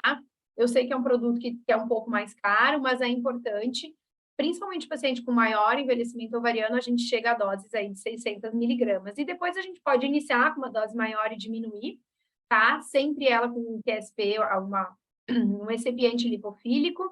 Também pode se associar ela com as outras vitaminas lipossolúveis, como a gente colocou lá, A, D, E e K. Tá? Gosto muito da coenzima Q10 pela manhã, já que ela trabalha na produção de energia, né? Para também ter aí um dia um pouco melhor. Vamos falar sobre gestação de uma forma um pouquinho diferente, por mais que eu já tenha trazido bastante coisa. Quer me passar as perguntas antes da gente passar para esse novo assunto? Posso te passar, sim. Antes disso, a Daniela perguntou se tem como encaminhar esses estudos depois também juntos. Se tu me lembrares, eu mando. Te lembro. Existe algum risco de suplementação do ferro endovenoso nos casos onde o ferro oral não está sendo suficiente para a gestante? A gente respondeu essa antes. Já respondeu? Tá, então. Sim. E não tem mais. Tá. Qualquer coisa você me chama aí, então. Tá. Quando a gente fala de gestação, eu gosto de falar sobre a programação epigenética da gestação. E, na verdade, é falar tudo o que eu falei para vocês. É falar sobre essa preparação prévia. Eu falo que, de certa forma, trabalhar a fertilidade, né, para melhorar a gestação dessa mulher, é trabalhar essa programação epigenética, que ela começa antes da gestação, né? Que é aquilo que eu falei para vocês. Os genes da mãe, os genes do pai, a nutrição materna, a função placentária e, obviamente, né, como traz o conceito dos 1000 dias, a questão do ambiente intrauterino é importante, o crescimento do bebê, né, como é que esse peso do bebê ao nascer, ele traz muita informação para a gente, que isso tudo vai trazer as respostas de doenças no futuro. Obviamente, isso é uma parte do que a gente pode trabalhar, né? Como eu sempre falo, que a genética, ela não é destino, ela é parte daquilo que a gente traz, e com as informações que a gente tem é o que a gente, né, o estilo de vida leva para frente. Mas se a gente conseguir passar para as futuras gerações um gene melhor, um ambiente melhor, esse é o nosso papel, como pais e mães e como profissionais de saúde. E aí eu quis trazer algumas coisas que também são trabalhadas em fertilidade, mas que eu não trouxe na fertilidade, quis trazer aqui para a gente ter esse olhar não só pontual, né? A gente pode trabalhar todos os nutrientes em muitas fases de vida, né? Ciclos de vida. E o ômega 3, ele vem com, assim, a gente parar para estudar ômega 3, na verdade é meio impossível a gente não usar ômega 3 hoje, né? A questão do ômega 3, ele melhora muito a lipotoxicidade na gestação. O que quer dizer isso? Aquelas mulheres que têm um grande consumo de gordura na dieta, o ômega 3 traz essa redução dessa lipotoxicidade, principalmente para o bebê, pensando que essa parte neuronal, né, tem muita gordura e a gente precisa trabalhar esse equilíbrio. Também o ômega 3 otimiza o desenvolvimento neuronal do bebê, reduz o risco de parto prematuro, baixo peso ao nascer, então aquele bebê que tem restrição de crescimento durante o parto, durante a gestação, né? Traz uma melhor resposta para gestantes com diabetes gestacional, porque ele melhora a sensibilidade à insulina, auxilia na redução do risco de pré-eclâmpsia, Lembrem que todos os estudos eles são feitos isolados, mas a gente tem que juntar isso, né? E aí a suplementação, em média, é de 1 a 2 gramas ao dia, tá? Opa. Ai, eu achei que não estava com animação. Então, vamos lá. Também a importância desse ômega 3 para a saúde da placenta. Quanto melhor quanto melhor a minha placenta, melhor a comunicação da mãe com o feto, tá? E melhor a resposta menor o risco de desordens durante a gestação, né? Então, ela também tem uma passagem aí via placenta e ela deve ser usado, o ômega 3 deve ser usado desde o início da gestação até o final. Então, não é uma prescrição só da gestação do início ou só de pré-gestacional, tá bem? Quando a gente fala de prescrição, o que os estudos trazem, tá? Que não é quanto, eu até botei ali 1 a 2 gramas de ômega 3, porque eu quis me lembrar de que eu preciso lembrar vocês de que não é o quanto eu tenho de ômega, que é uma confusão que os pacientes também fazem. É o quanto eu tenho do somatório do EPA com DHA. Porque eu tenho hoje no mercado inúmeros produtos com inúmeras dosagens de EPA e DHA por grama. Então, o que os estudos falam? Que o somatório de EPA e DHA não pode ser maior do que 2,7 gramas ao dia. Nossa, Josi, mas eu tenho que tomar muita cápsula para ter 2,7 gramas ao dia. Sim, inclusive, dependendo da situação, a gente precisa de uma dosagem maior de EPA e DHA, tá? Então, gosto de explicar que isso fique ali pré-gestacional, pré-FIV, no máximo 1 grama de EPA e DHA, e durante a gestação a gente aumenta, tá? Essas dosagens. Sempre tomar com refeições, porque as gestantes têm uma dificuldade maior para gordura, então também uma outra opção é congelar as dragezinhas, né? Botar no freezer e tomar ela congelada, que diminui aquele retrogosto, né? O gostinho de peixe. Nossa, esse é um queridíssimo, né? De pré-gestacional, de fertilidade e também aí de gestação. Quis trazer ele na gestação porque muitas pessoas, né, muitos médicos que eu trabalho perguntam, mas isso pode ser usado na gestação? Pode e deve, tá? Então, falando um pouquinho de reprodução, ele restaura a atividade ovulatória normal, não só em mulheres que têm ovário policístico, melhora a qualidade do ócito, aumenta a fertilidade, inclusive tem artigos agora falando sobre a melhora da implantação, né, com o uso de mioinositol, e melhora a motilidade do espermatozoide. Tá? É essencial para o crescimento e desenvolvimento das células, que isso ocorre com grande força no início da gestação, né? Uma grande replicação celular, a embriogênese. Também melhora o metabolismo, né? A sensibilidade à insulina, então uso muito para mulheres que têm diabetes gestacional. É uma boa resposta, e eu peço sempre para as minhas médicas, me deixem tentar o mioinositol antes de pensar em usar uma insulina, tá? Que a resposta realmente é muito boa.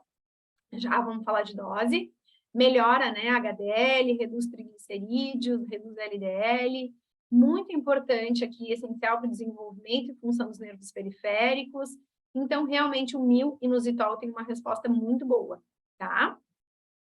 Dosagens.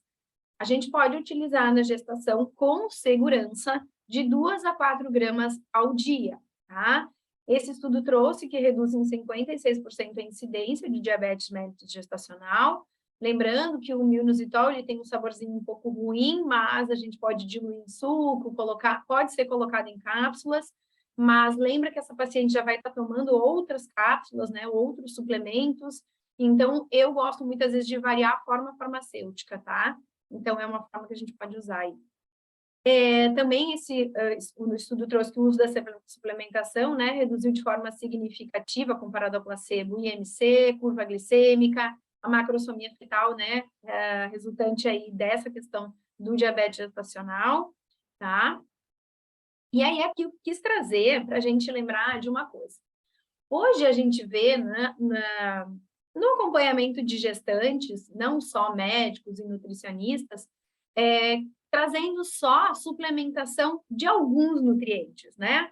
Como, por exemplo, metilfolato ou só o ácido fólico, ferro e o ômega 3, né? São suplementos únicos isoladamente. Essa revisão, esse estudo trouxe, né? É uma das melhores fontes que, quando a gente tem a suplementação de múltiplos micronutrientes, a gente tem uma melhor resposta de todos os parâmetros do bebê, né? De nascimento, a questão do parto prematuro. Então, esse é um outro estudo que eu oriento vocês a lerem, que ele traz uma resposta muito interessante, inclusive de doses, né? Sobre tudo isso, tá? E aí trouxe também, né, que gestantes que receberam uma suplementação, ao invés de aquilo que eu falei, né, tem um menor risco de recém-nascido de baixo peso ao nascer, né, o que é o PIG, que a gente fala, pequeno para a idade gestacional, e as evidências foram elevadíssimas, tá? Então, é importante a gente ter essa clareza. E aí, aqui eu trouxe uma ideia, mais ou menos, lembrando de individualidade, né, tudo de novo, mas são formas que a gente tem aqui de suplementar. Então, complexo B, né, zinco é extremamente importante para a proliferação celular, selênio também é importante, cobre nem sempre gestante precisa, né, porque elas têm uma elevação do cobre ao natural, vitamina C, bioferrin, que é a lactoferrina, né, o ferro com uma forma de boa absorção, iodeto de potássio, que é o iodo, tem uma necessidade muito importante durante a gestação, mas é importante a gente lembrar que gestantes com tireoidite de Hashimoto não podem utilizar iodo, né, que pode aí trazer um prejuízo, então a gente tem que ter esse cuidado, tá? E era isso, gente. Muito obrigado. Fico à disposição, site, Facebook, Instagram, né? Minhas redes aí para vocês terem esse contato comigo para tirarem dúvidas. Deixa eu tirar o compartilhamento.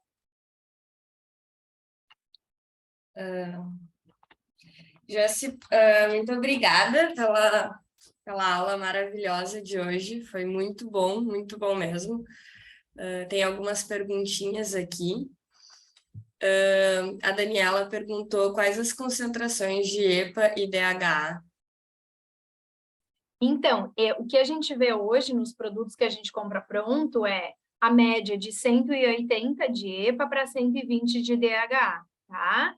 É bem importante a gente lembrar que depende do momento que essa paciente está, mas em média a gente usa até 1 grama do somatório desses dois, antes de uma fertilização in vitro, e não passar de 2,7 gramas durante a gestação. Mais ou menos isso. Então, é importante a gente olhar o produto que a gente tem, tá? Sim. Deixa eu ver, tem mais uma aqui. O inositol seria antes também da gestação, na programação metabólica, e vai usar na gestação toda? Sim. Na verdade, na gestação... Gente, desculpa. Oi.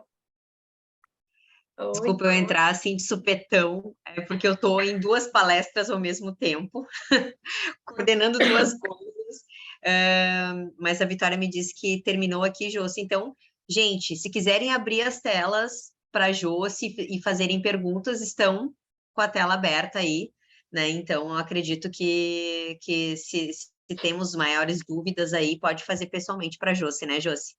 Sim. Até prefiro ver essa gente, né? Porque a gente não vê ninguém ruim. É verdade. Já volto aqui, mas podem ir usando e abusando das duas que eu já retorno. Vitória, quer me passar a pergunta que você estava me fazendo? Tá, vou passar. E aí, pessoal, se vocês tiverem outras perguntas também e quiserem abrir a câmera, né? Abrir o áudio. O inositol seria antes também da gestação na programação metabólica e vai usar a gestação toda? É a pergunta da... Então, isso é uma das coisas que eu sempre falo. Eu vou priorizando, porque se a gente, quando a gente começa a estudar, a gente quer usar tudo com todos os pacientes, mas não dá, né? O paciente vai gastar um valor muito excessivo em suplementos. Então, o que eu faço?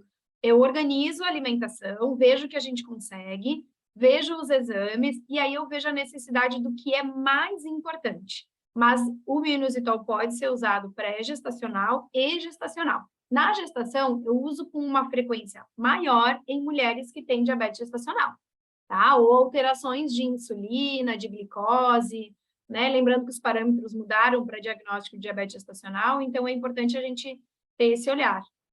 Perfeito. Pessoal, alguém tem alguma pergunta também, se quiser abrir o áudio? Acho que você vai ficar... Professora, eu tenho uma questão sobre o uso de antidepressivos. Daniela, não estou te vendo. Eu estou... Bom, vou abrir. Tudo bem, professora? Tudo bom? Bom dia. Então, eu tenho uma dúvida a respeito do uso dos antidepressivos nesse período, né? Tá. Porque eu já li algumas coisas que ele também aumenta o risco de autismo.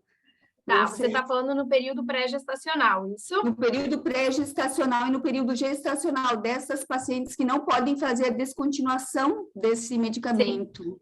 Sim. Então, se eu for te falar, não consegui chegar a um consenso ainda. Tem muitos estudos falando sobre o tipo de classe de antidepressivos, que não deve se usar, que deve se usar. Então, é bem complicado. E também, eu não consegui chegar a um consenso, tá? E segundo, quando a gente chega para profissionais, assim, né? Por exemplo, 5-hidroxitriptofano é um suplemento que a gente pode usar com muita segurança durante a gestação para tentar fazer o desmame até dessas medicações, para dar um auxílio. Mas tem muitos profissionais como obstetras, ginecologistas, que não permitem o uso com o paciente, dizendo que não tem respostas ou que é muito ruim. Até a própria melatonina, a gente tem estudos falando sobre boa implantação, boa resposta, mas os profissionais ficam muito fechados nisso. E aí, desculpa como eu vou falar, deve ter médico aqui nos assistindo, mas nós, nutricionistas, acabamos tendo uma força um pouco menor nisso. Por mais que a gente passe artigo científico para o médico, que a gente mostre para o paciente, a gente não consegue. Sim. Então, não cheguei a um consenso, não consigo te ajudar numa resposta. E outra questão que eu tenho são as pacientes que já não têm mais a tireoide ou que elas fazem também esse uso, né, da medicação. Sim. A gente trata uma paciente que não tem tireoide da mesma forma que ela tivesse tireoide. Os nutrientes necessários são importantes, porque o que é o hormônio? O hormônio, ele é o T4 e ele precisa ser convertido em T3. Então, a gente vai precisar igualmente de nutrientes como ferro, zinco, selênio, para ter essa transformação em T3. Tá? Então, em termos de acompanhamento de prescrição magistral e nutrição, é a mesma coisa. O que a gente tem que lembrar é de ter parâmetros bioquímicos com uma frequência maior. O que eu falei ali no final sobre a questão do iodeto de potássio é sobre tiroidite de Hashimoto, tá? Sim. E não ter hipotiroidismo não exclui um diagnóstico de tiroidite de Hashimoto, né? Tá certo, então, professora, obrigada. Fico à disposição. Obrigada.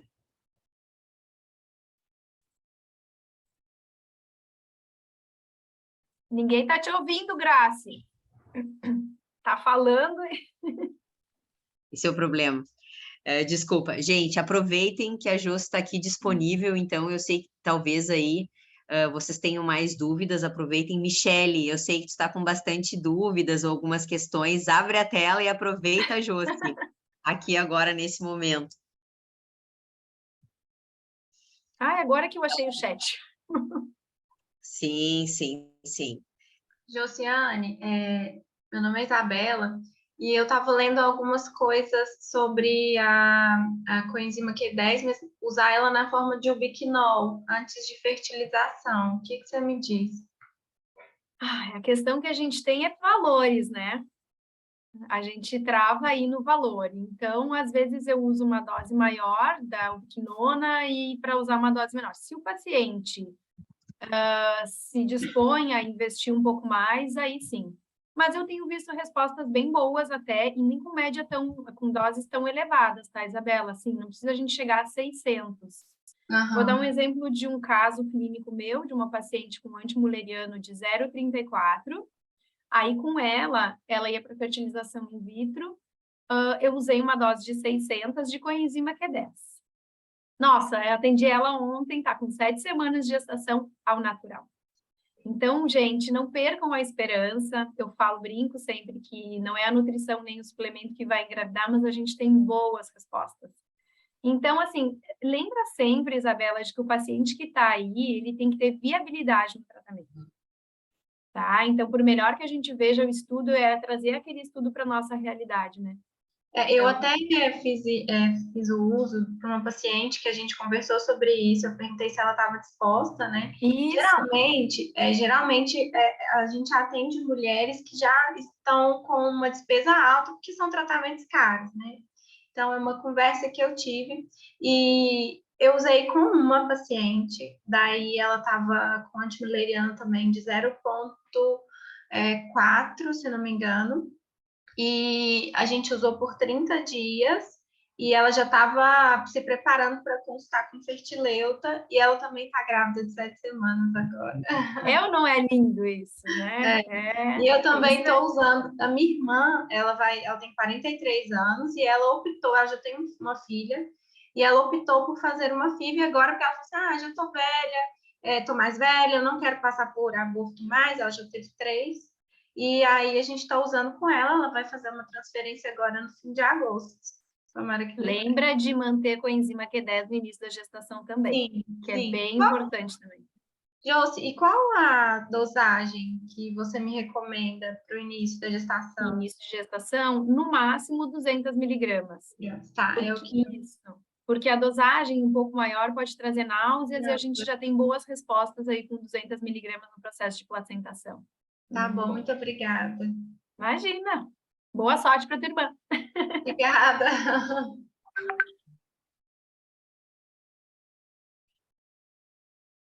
Gente, era isso. Michele, alguma pergunta? Que ela adora esse tema. Esse tema é super importante para ela. Olha aí. Aí, muito bem. Porque, tudo bem? Fui tentar arrumar os cabelos, que estavam bagunçados. Não, assim, é porque eu atendo criança autista. Minha especialização é materno-infantil, mas o meu foco realmente é autista, TDAH. Só que muitas mães, elas começam a vir em busca desse conhecimento, porque por elas já terem um filho autista, elas não querem ter um próximo. Então, elas querem intervir na programação metabólica, em todo esse quadro que a gente pode atuar, né, na epigenética. Por isso, as minhas dúvidas, porque eu não atendia a gestante, eu só atendia os filhos. Mas as mães querem vir. Então, eu estou estudando mais, focando mais na programação metabólica. E aí, a gente sabe que a gente tem que atuar mesmo, né? No mínimo 6 meses antes, a gente já tem que estar atuando com essas gestantes para a gente dar um bom suporte nutricional, tanto alimentar quanto suplementação. E, assim, o que eu percebo é que elas chegam muito medicadas, né? Com ácido fólico e não metil, e a gente sabe que tem os polimorfismos, que a gente já tem que estar atuando nessa questão. Exato. E aí vai chegando as dúvidas, e o tema foi muito legal por isso. Amei. Sim. Michele, lembra de quando a gente fala de autismo, não é só isso, né? A gente tem aí todo o processo da microbiota, né? Tu deve estudar isso muito forte nas crianças, né? Mas isso também na futura gestante. Então, trabalhar muito bem microbiota intestinal, trabalhar muito a questão dos agrotóxicos, muito, muito, muito forte, né? A questão da própria água que se consome, a questão toda de nutrientes que estão envolvidos. Metais pesados também, pego muitas mães com metais.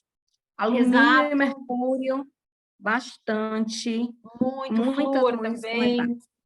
Isso mesmo. Então, é um trabalho lindo que você está fazendo, e se você conseguir plantar uma sementinha aí em uma mãe, já fique feliz, por mais que a gente veja o trabalho grande que está sendo feito, tem que ser feito, né?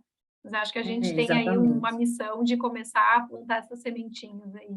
Parabéns. E é muito legal elas virem em busca, né? Porque elas falam, não, eu não quero ter outro filho autista. Mas não é só a questão do autismo, são várias outras questões, né? Que a gente pode estar atuando dentro da nutrição. Não somente o autismo, eu já trabalho com essa área, já tem 5 anos que eu trabalho com autista, TDAH, síndrome de Down. Então, assim, as doenças neurocomportamentais, de uma forma geral, a gente atua muito. E aí, graças a Deus que as mães estão tendo essa visão. Não, eu quero me cuidar para a próxima gestação, que eu falo muito com elas. Não pensam só no autismo, pensa no conjunto. Né? A gente pode melhorar a questão, mas a questão também das doenças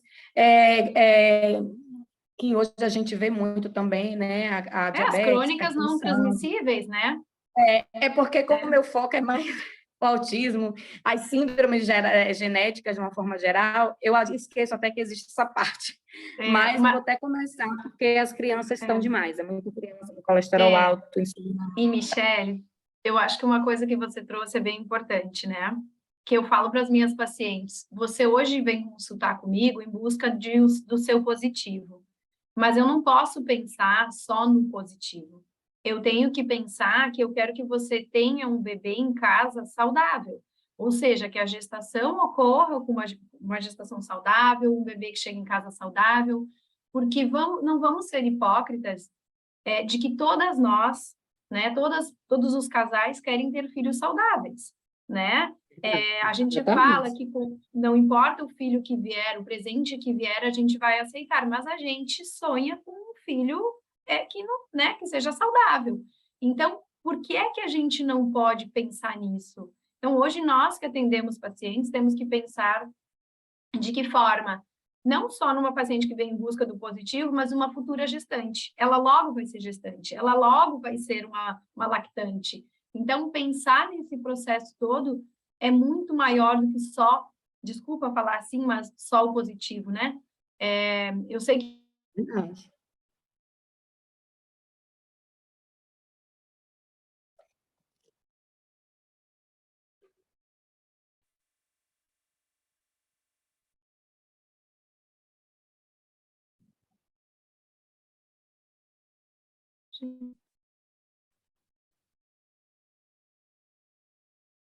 Oi, Oi. Acho que é que caiu. a gente não sabe com essa internet, né? Exatamente. Mas pode continuar. Isso mesmo que você está falando. Por isso que eu acho legal. Eu achei muito legal o tema por isso, porque como essas gestantes estão vindo, né, eu quero cuidar da melhor forma possível. É como eu falo com elas, não só como você está falando positivo, interessante essa fala, mas sim o aporte geral de tudo, né? E elas chegam muito deficientes, muito, já chegam totalmente com deficiências de vitaminas, de minerais. Ah, meu Deus do céu, é tanta deficiência que a gente fica assim, meu Deus, a gente começa por onde, né? Porque às vezes as pessoas se preocupam com o macro, as pessoas se preocupam com o macro e esquecem do micro, né? Que sem o micro, o macro não faz muita coisa, né? Existe um conjunto. Então, assim, aí é uma questão também de orientação, de conversar, de explicar.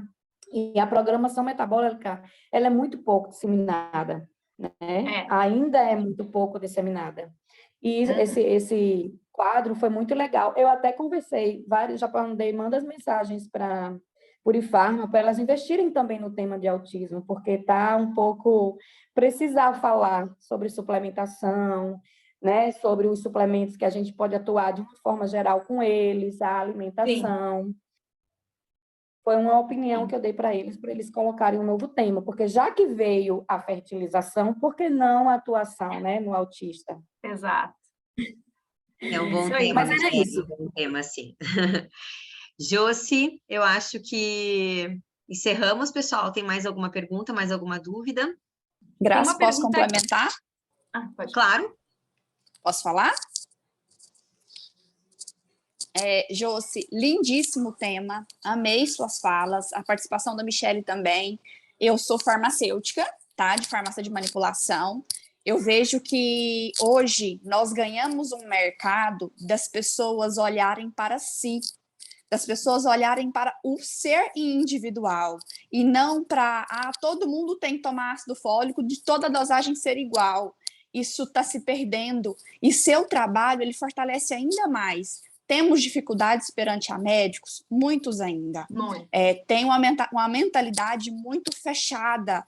A gente vem do histórico de indústria que fechou muito aquilo. A gente está cortando árvores, cortando mato e está desbravando. Mas, assim, o seu conhecimento, o conhecimento da Michele, das nutricionistas que estudam, das pessoas que eu acompanho da minha área, é tão lindo ver o nosso crescimento como ser, como formadores de opinião, formadores de pessoas com saúde, com qualidade de vida, é lindo. Nossa, eu adorei sua palestra. Parabéns pelo conteúdo. Foi muito, muito, muito instrutivo mesmo, tá? Você tem muito conteúdo. Nossa, depois eu vou te chamar porque eu quero mais. Pode chamar. Thaís, gente, nós teremos até para falar, né, Josi, só para um spoiler, nós teremos outra aula com a Josi, sim, mas não tão breve, temos uma folga para a prof. Exato, ufa, até para poder trazer mais novidades para vocês. Sim. Exatamente. Mas, Thaís, pegando a tua fala, eu acho que aquilo que eu falei para a Michele, se a gente olhar tudo que a gente precisa fazer, desanima. Mas se a gente pensar que a gente... Hoje eu estou aqui falando para 25 pessoas, isso me deixa muito feliz, porque a gente está botando a sementinha, né? Aquele paciente que está no nosso consultório, que ouve a nossa opinião, que ouve uma opinião diferente do médico, eu falo para o paciente, eu preciso que você se sinta seguro com a minha conduta, eu entro em contato com o médico que acompanha, mas eu não posso deixar de trazer, que eu digo para o paciente, de trazer o que está sendo estudado, né? A gente precisa evoluir. O médico que te diz assim, não, isso está totalmente errado, ele não foi nem atrás de buscar ver se ele está errado. Ele está te criticando porque aquilo incomodou ele, só por isso. Exato, mas não vai Mas atrás. ele não foi estudar. Como eu respondi aqui, eu não tenho um consenso hoje para falar sobre antidepressivo. E não tem problema nenhum em dizer que eu não sei. Né? Porque eu acho que a humildade é a primeira coisa que a gente tem que ter. Bom, eu não sei, eu vou pesquisar, eu vou procurar. Eu acho que a gente... Mas a gente está aí para aprender. Exato. Então, juntos somos mais fortes, né? Isso. Então, cada um bota essa sementinha. E assim, a gente não é obrigado a saber de tudo. A gente não é obrigado. Por isso que a gente estuda, por isso que a gente corre atrás. É por isso que eu vi o tema e vim em busca. Por quê? Porque como meu foco é mais pediatria, criança, e muito focada nos distúrbios neurocomportamentais, eu achei interessante saber mais da programação metabólica, porque mesmo eu tendo feito materno-infantil, a gente sabe que as pós, elas são muito sucintas, né? Elas não dão uma abrangência de tudo. A gente tem que ir em busca, a gente tem que correr atrás, né?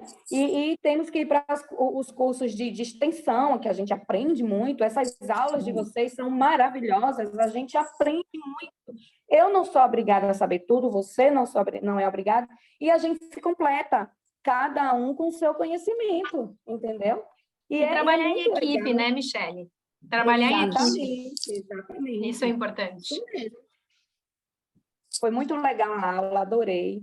E que vocês continuem com esses temas aí, levando mais conhecimento, porque nós, profissionais nutricionistas, somos profissionais que trabalhamos com prevenção de doenças, e não com a doença já formada. E isso, como uma coisa que você falou, incomodou muitos médicos, porque os meus pacientes, eles confiam em mim, eles vêm em busca do meu conhecimento e acatam o que eu falo, porque eles têm segurança no que eu faço e eles verem resultados. Mesmo os neuros chegando e passando a risperidona, passando a ritalina, passando o Venvance, mas eu trabalho também com médicos integrativos que a gente consegue retirar essas medicações ou até diminuir e entrar com a suplementação. E isso é lindo porque a gente vê resultado. E os médicos acreditam, entendeu? Exato. Então, assim, a gente tem que confiar no nosso trabalho, estudar, saber o que está fazendo, o que está falando, porque eles vêm em busca de você, independente do que o outro médico lá fora vai dizer. Exatamente, o universo nos traz, né? A gente faz a nossa parte, ajuda os pacientes, eu acho que essa é a maior missão, é a gente conseguir melhorar a qualidade de vida desses pacientes e pensar nessa questão de fertilidade e gestação, de que geração a gente está formando aí, né? Exatamente. E o outro papel, eu acho que eu queria deixar como mensagem aqui é que nós, como profissionais de saúde, também pensar nessas mulheres que hoje não pensam em ter filho, né? Mas que lá futuramente, com seus 45, eu tenho uma paciente de 54 anos que está grávida, e ela em momento algum, lá com seus 30, pensou, mas se tivesse sido orientada, né, a gente teria tido um desfecho diferente. Então, aqui a questão, quando se fala de fertilidade, acho que a gente pensar em opção de escolha, né, de orientação, isso falta para nós como profissionais de saúde, eu me deparei com isso há 10 anos atrás, e eu tento, nesses 10 anos, correr atrás de passar essa informação, de fazer a minha parte, por mais que seja pequena. Se eu conseguir ajudar uma pessoa, eu já me sinto muito feliz. E eu acho que é olhar isso, né? Ajudar esses pacientes a terem um desfecho diferente, né? Verdade. Então, foi um prazer, amei. Obrigada. Obrigada, gente. Obrigada por estarem aqui com a gente. Josi, muito obrigada, tá? Por hoje. Beijão. Estou com saudades.